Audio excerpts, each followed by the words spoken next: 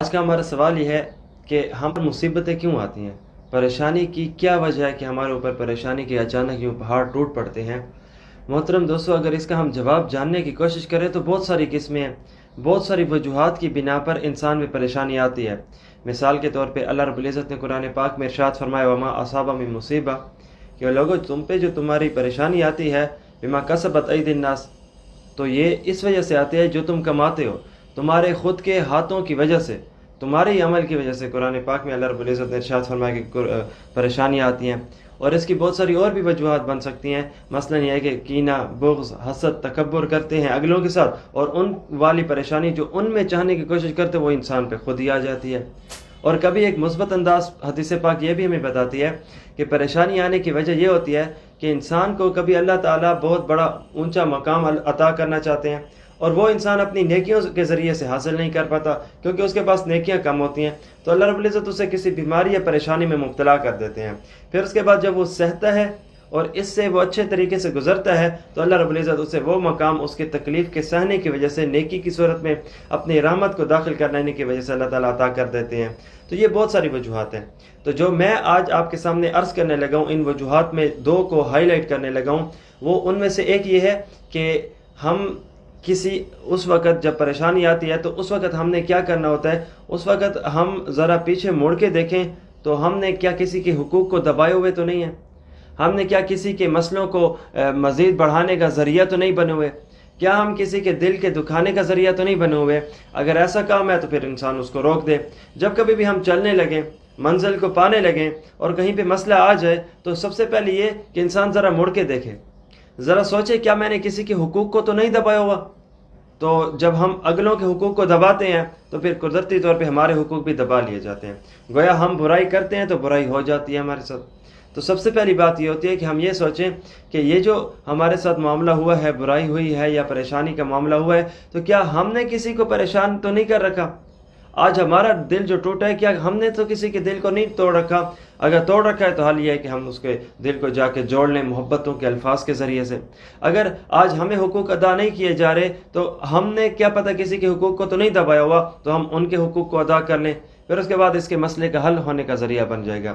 بلکہ حدیث پاک میں اس انداز سے ہمیں اشارہ ملتا ہے، آقا فرماتے ہیں اللہ رب العزت صبح سویرے دیکھتے ہیں فرشتوں کے ذریعے سے، فرشتوں کو فرماتے ہیں کہ ذرا اس بندے کو دیکھو، اس کے پاس مال ہے، اور کیا یہ جو مال ہے یہ عطا کر رہا ہے، لوگوں کو صدقے کے طور پہ، ہدیے کے طور پہ دے رہا ہے یا نہیں؟ اے اللہ یہ تو نہیں دے رہا، فرمایا تم بھی اسے دینا چھوڑ دو۔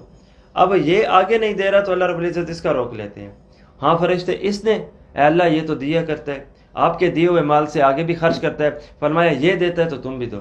تو گویا ہمارا اگلوں کو پیش کرنا اللہ رب العزت ہمیں عطا کر دیتے ہیں، اور ہمارا اگلوں کو روکنا اللہ رب العزت ہمارا روک لیتے ہیں۔ تو اس بات کا مطلب یہ کہ چاہتے ہو اللہ تمہیں دے تو یہ کام کرو کہ تم بھی لوگوں کو دو، انفق تم خرچ کرو ہم بھی خرچ کریں گے۔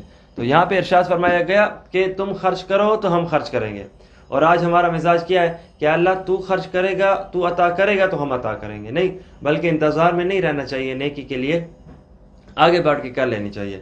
تو پریشانیوں کے آنے کی ایک وجہ جو میں نے یہاں پہ ہائی لائٹ کیا ہے وہ یہ ہے کہ کیا ہم نے کسی کو تو پریشان نہیں کر رکھا، ہم اگلوں کی پریشانی کو ختم کرنے، اللہ رب العزت ہماری پریشانی کو ختم کر لیں گے۔ وہ جیسے حدیث پاک میں آتا ہے، آقا فرماتے ہیں کہ اللہ رب العزت اس وقت تک انسان کی مدد میں رہتے ہیں جب تک کہ خود انسان اگلے کسی بھائی کی مدد میں رہتا ہے۔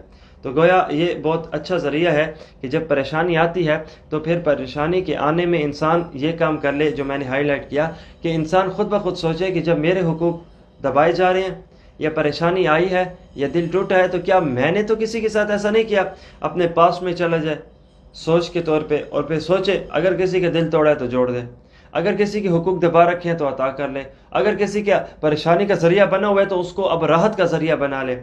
یہ ایک بات۔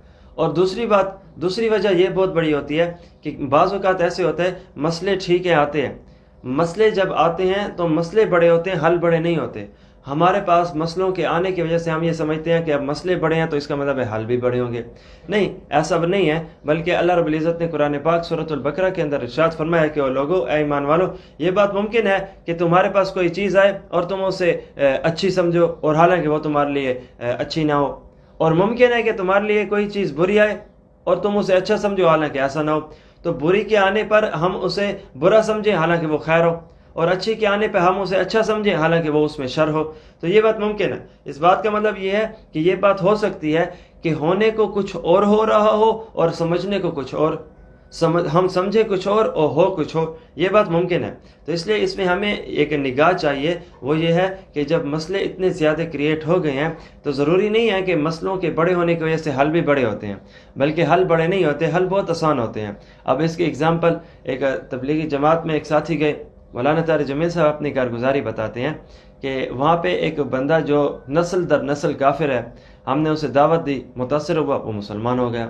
مسلمان ہونے پر ہم نے اسے کلمہ پڑھایا تو لا الہ الا اللہ ہم نے جیسے اسے پڑھایا تو وہ بے ہوش ہو کے گر گیا. تو کافی اس کو ہوش لانے کے بعد، کوششوں کے بعد جب وہ ہوش میں آیا، ہم نے اسے کہا کیا ہوا؟ کہا میں نے پوری زندگی لگا دی، پتہ نہیں کتنا مال خرچ کیا ڈاکٹروں کے پاس، سائیکیٹرسٹ کے پاس، اور خدشے اور شراب اور زنا اور جوے اور کیا کچھ، مطلب جو میں کر سکا وہ میں نے کیا. مال عطا ہوا اللہ تعالیٰ کی طرف سے تو وہ میں نے سب کچھ کر رکھا تھا، لیکن پھر بھی یہ دل کی جگہ خالی تھی، یہ فل اپ نہیں ہوئی تھی. اور یہ دل چاہتا تھا کہ وہ جگہ فل ہو، تکلیف ہے تو وہ فل ہی نہیں ہوئی تھی. اور آج جو آپ نے یہ ایک جملہ پڑھایا ہے لا الہ الا اللہ، اس پہ یہ فل ہو گئی. تو اب دیکھیے مسئلہ کتنا بڑا تھا کہ اس نے خرچے کیے، دن رات کی تکلیفیں، دن رات کے سفر اور سوچیں اور پریشانیاں مسائل بڑے تھے، اور حل کیا تھا؟ وہ لا الہ الا اللہ، ایک چھوٹا سا جملہ. تو پتہ چلا بعض اوقات مسائل بڑے ہوتے ہیں، حل بڑے نہیں ہوتے. اگر ہم انسان مسائل کے بڑے ہونے کو نہ دیکھیں اور ان کے حل کی طرف دیکھیں تو انشاءاللہ ہمارے مسئلے حل ہو سکتے ہیں. تو آج کی بات کا خلاصہ یہ کہ پریشانی کیوں آتی ہے، تو پریشانی کے آنے کے پیچھے میں نے یہاں پہ آپ کے سامنے بات رکھی ہے وہ دو چیزیں ہیں. نمبر ایک یہ کہ ہم ذرا پیچھے مڑ کے دیکھ لیں کیا ہم نے کسی کو تکلیف یا کسی کے حقوق کو تو نہیں دبایا ہوا، اگر دبایا ہوا ہے تو وہ عطا کرنے لگ جائیں. اور دوسرا یہ ہے کہ ہم نے اپنی سوچ کو ٹھیک کرنا ہے کہ جب تکلیف آ رہی ہے تو بجائے تکلیف کے بڑے ہونے کی وجہ سے تکلیف کو دیکھنے کے بجائے اس کے حل کی طرف دیکھیں. اور بات ممکن ہے کہ تکلیف کا حل جو ہے وہ بہت چھوٹا ہو. تو گویا ایک کام ہے، ایک سوچ ہے. کام یہ ہے کہ ہم اگلوں کو عطا کریں اگر ہم نے اگلوں کو محروم کر رکھا ہے، اور سوچ یہ ہے کہ ہم نے بڑے مسئلوں کی طرف نہیں، چھوٹے حل کی طرف دیکھنا ہے.